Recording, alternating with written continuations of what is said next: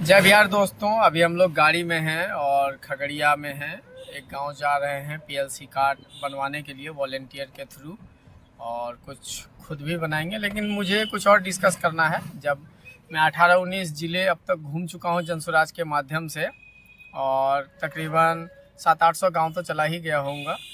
तो वो सारा एक्सपीरियंस मिला के लगता है कि राजनीतिक पार्टी के जो समर्थक हैं, अलग अलग विचारधारा से अलग अलग पार्टी का, उसमें कोई प्रॉब्लम नहीं है। लोकतंत्र में विपक्ष का होना बहुत ज़रूरी है, और मतलब अलग अलग पार्टी को समर्थन मिलना भी ज़रूरी है। लेकिन मैं जिसके खिलाफ हूँ वो है राजनीतिक कट्टरता।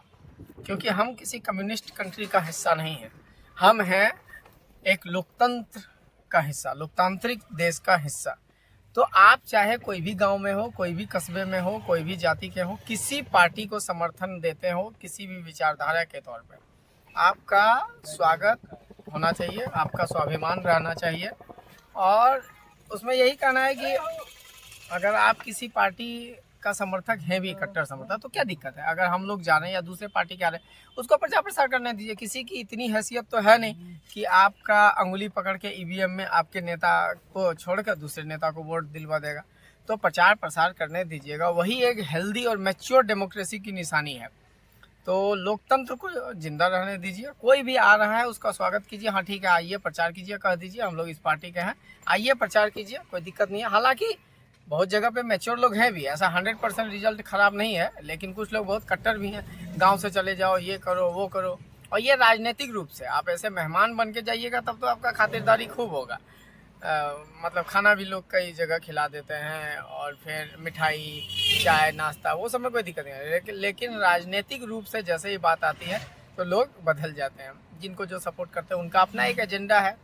कोई आरजेडी का समर्थक है, कोई बीजेपी का समर्थक है, अभी कोई जनसुराज का समर्थक है, बाकी क्षेत्रीय पार्टी का अलग अलग समर्थक है। तो उसमें कोई दिक्कत नहीं है। मेरा मतलब कहने का मतलब यही है कि थोड़ा सा ध्यान दिया जाए उसमें, लोकतंत्र को बचा के रखें हम लोग। लोकतंत्र ही मिडिल क्लास फैमिली और आम आदमी के लिए लोकतंत्र ही सबसे बड़ा हथियार है। एक तरह से समझिए, लोकतंत्र ही सबसे बड़ा अधिकार है। लोकतंत्र होना चाहिए। सरकार हिटलर नहीं बनना चाहिए, हिटलरवादी वाला सोच नहीं आना चाहिए, कोई भी सरकार रहे। और इसीलिए उसको हर 5 साल में जनता के सामने झुकना पड़ता है।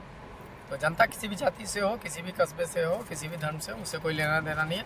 अगर आपके गांव में, आपके समाज में आ रहा है तो उसका वेलकम कीजिए।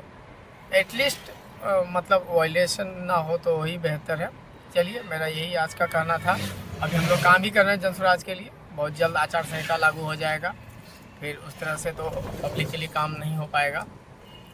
देखते हैं आगे क्या प्रोग्राम बनता है। बीच बीच में मेरी मुलाकात आप लोगों से होती रहेगी। बहुत बहुत धन्यवाद। जय बिहार, जय जनसुराज।